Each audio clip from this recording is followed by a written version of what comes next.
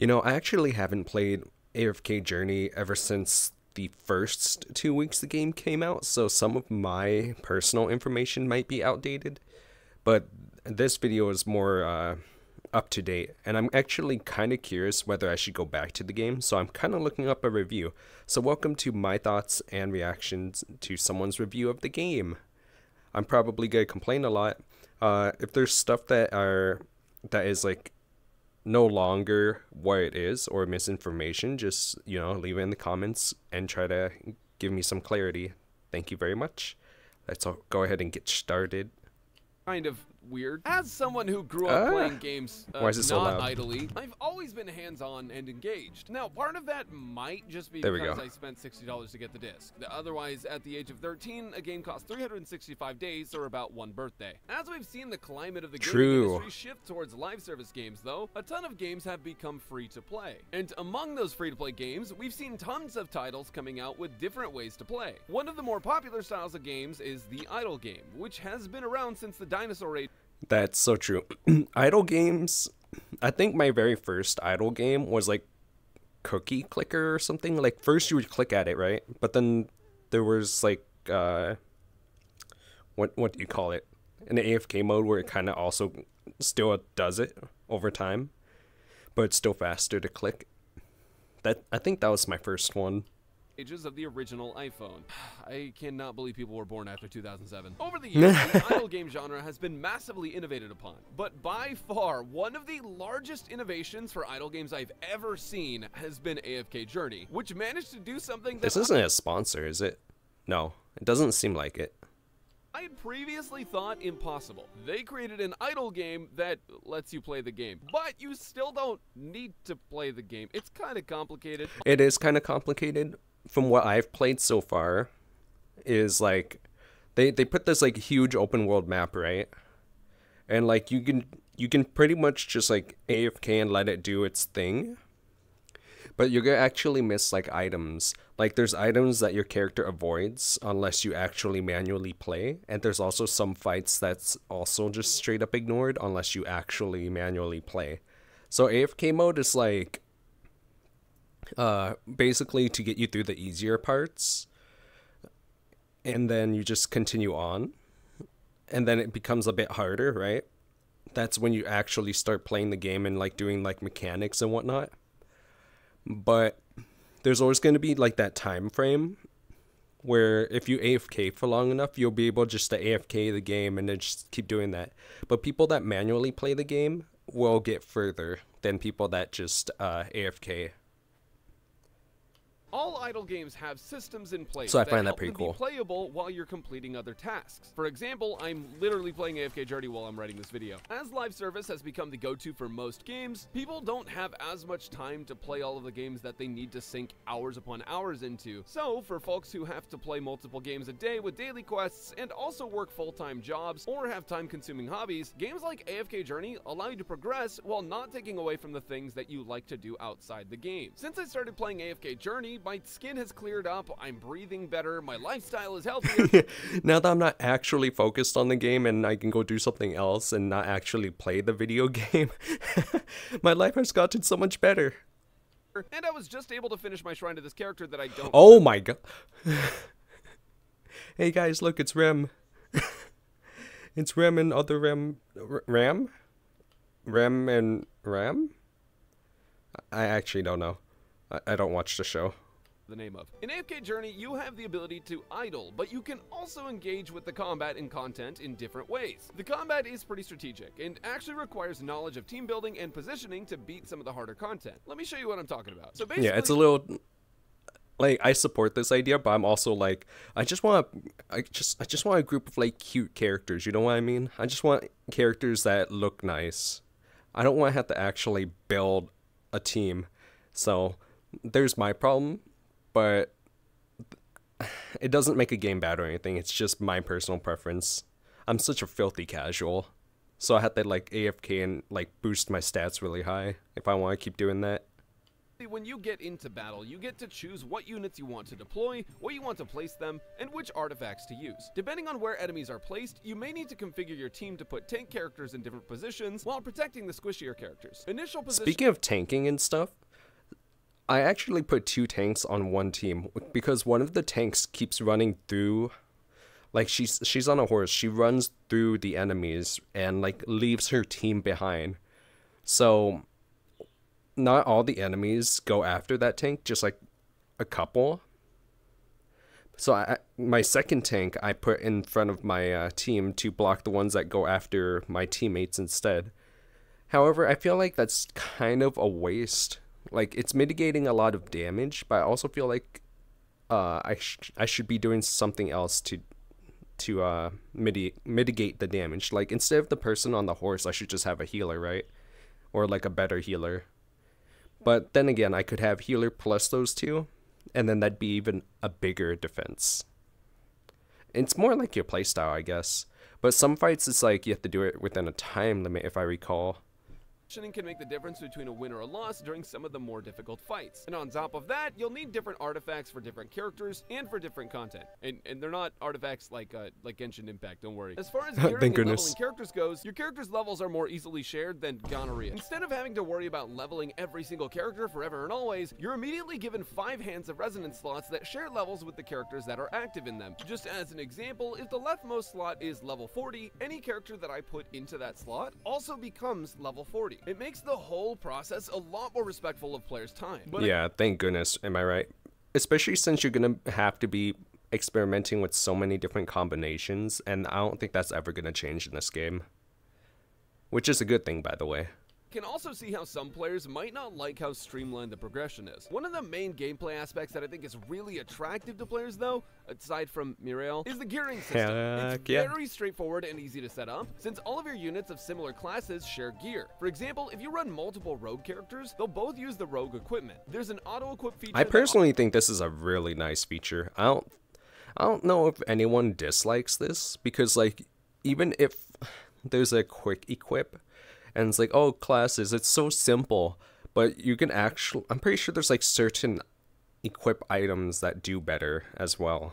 So like you can choose between 2 different types for like their bonus stat or something. Or maybe that was only in the PvP mode. I'm not too sure, so don't quote me on that. But I'm pretty sure equipments have a more in-depth feel if you just manually press them. Which you don't have to do in the beginning, though. It does its best to equip the highest stat gear, so that way you don't have to learn the ins and outs of stat distributions, especially really early on. A lot of the gear you get for your characters is all gathered from AFK battles, which will happen whether you're... Oh no, it maxes out? Oh, I haven't played in a long time. I was kind of hoping that, like, since I haven't played in a while, I would get a lot of materials. But only like 16 hours? Or not, which means that you're constantly progressing. By progressing your AFK level, you can increase the rate at which you get rewards. I like this system for idle games because it doesn't disincentivize you from playing, but it doesn't require you to be online all the time either. That way, there's just just like twice a day or something. Yeah, like about twice a day. Overall. Now, one of the better ways to spend your time on AFK Journey is in the different kinds of social content. While you can enjoy this game without interacting with others, for those extroverts out there, there's plenty of ways to play the game with others with modes like Arena PvP and PvP. This actually feels, I don't know if they changed this, to be honest, but when I played this, it's more like a necessity to do this if you want to progress. Like, if you're playing manually and you're stuck on like a hard fight and you don't want to just AFK and then come back later kind of thing, you do these PvP / stuff for like the rewards that help you level up your characters or like boost their stats and stuff in order to get through the main thing a bit faster. Or like you just wanted to play that day but you couldn't because there's like a stat block. You're being gated by stats, right? PvE dungeons, as well as a guild system that can bring everyone together. Feels for very fun mandatory. And rewards. The Honor Duel PvP on this game is actually super fun. They give you random teams to choose from with like There's like, I don't know if they changed this one as well. There's actually one of the buttons where like you choose completely random instead of a set of random, and that one feels like it's almost like a guarantee loss. Every time I've ever pressed that one, I would not stand a chance even at stage 1. But if I chose the other two at any point in time, I would go like, I would either beat it or come close to beating it.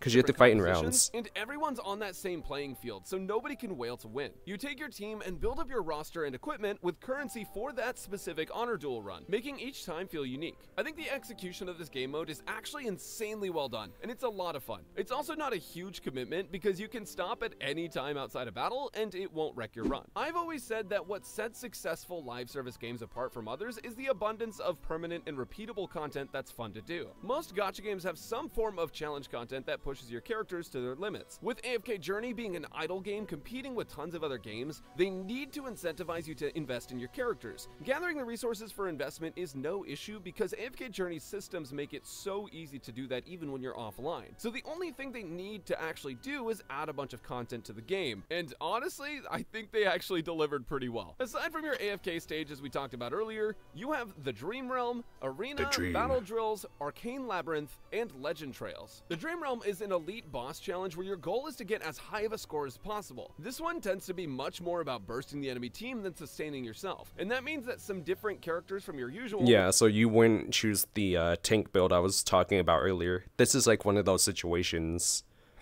where exactly that, if you had a tank build, you'd run out the timer, right? But you wouldn't do enough damage anyways, so there was really no point. You're just kind of wasting your time. Will probably be pretty good here. The Arena is a self-driven PvP mode that's based on your investment. The more that you put in, the more you're gonna get out. But the way they handle rewards is really great because they give you solid rewards just for participating, regardless of whether or not you win or lose. So it's not okay, so apparently, yes, that is still a thing. The rewards are solid. Whatever that means. You have to be at the top of the ranks to Pretty sure it's exactly what I was talking about. Fights with tons of enemies to test your formations and sustainability in high target scenarios. And they're one of the major guild activities where guild members will come together to beat tough challenges. Arcane Labyrinth is... I actually thought that was pretty fun, the guild challenges together. I'm probably not in the guild anymore, so I might have to find a new guild once I log on, like, a bit later today, probably. Because, it's been... whatever it's been since 2 weeks since the game started. That's how long it's been.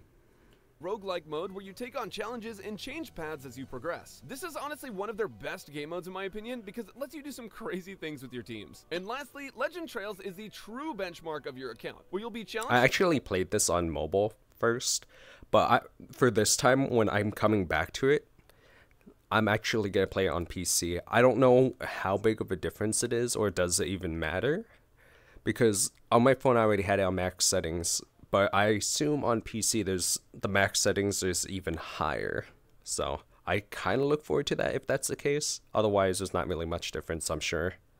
I'll let you guys know if there's... getting more and more difficult. This is a much safer way to live out your Kirito fantasy. The content in AFK Journey gives you plenty to do when it comes time to dive in and actually play the game. And they're the perfect kind of game modes to complement the world that they've built. Speaking of which, I kinda forgot to talk about the whole world thing. The world of AFK Journey is so interesting to me. Maybe it's just because I'm not a seasoned gamer, but AFK Journey doesn't remind me of any specific game. The overhead camera angle, the way the world is built to give you the freedom to explore without necessarily committing to the overwhelming allure of open world, and the art style all come together to create this incredibly unique world experience. When I was playing the game for this video, sometimes I'd find myself just running around trying to see more of the map, and most of the time I'd get distracted by mint-picking activities like random chests and overworld farming. It's almost... I'm pretty sure he's playing on PC, right? But the thing he did just then kind of looked more like on controller PC. I have no idea what the inputs are, so I am curious. You can find some pretty cool stuff while wandering around, and it's been one of the more fun things about AFK Journey for me. And dude, when I found out about world bosses, the MMO player in me got way too excited. I love having tons of players come together to beat crazy challenges. And the world bosses in AFK Journey are targetable by literally every player on every server. Now, contrary to many of the games that I've played recently that require the effort of a fully controlled... I mean, I still want to play that. Are you kidding me? What was it called?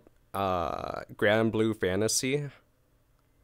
fully fledged 3D AAA title to get literal crumbs of a reward, AFK Journey doesn't drain your energy to get rewards for its tasks. Literal energy. There is stamina in this game, but I'm talking about like your IRL energy. Not to mention, while you're out and about playing through the game and the world, you can find other players, making everything feel so much more real and connected. And not just in the way that most gacha players are, where they're all suffering because the new character drops. Gacha in AFK Journey doesn't feel that crazy to me. And it could be because I play like 50 gachas and I'm losing my mind, but I do think they did something pretty solid for the player. I mean, I think it's because all the necessary characters, I'm pretty sure he's going to say this, but all the necessary characters and stuff, you kind of just get, and everyone else through the gacha is like just a higher stat bonus, I guess.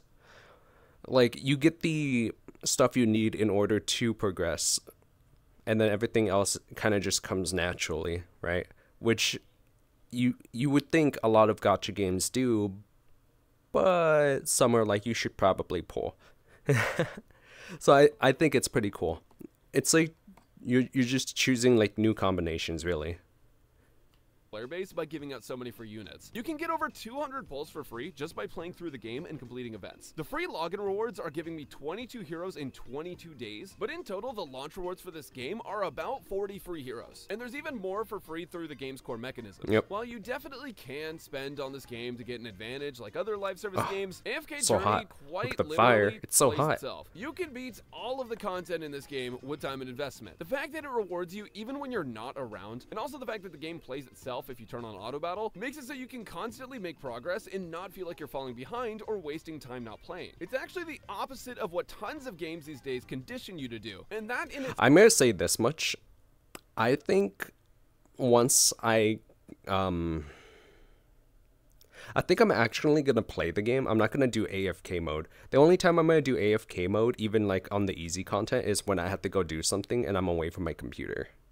Because I kind of want to be able to like explain more about the game mechanics once I get more of a hands-on feel, which I haven't done so much of.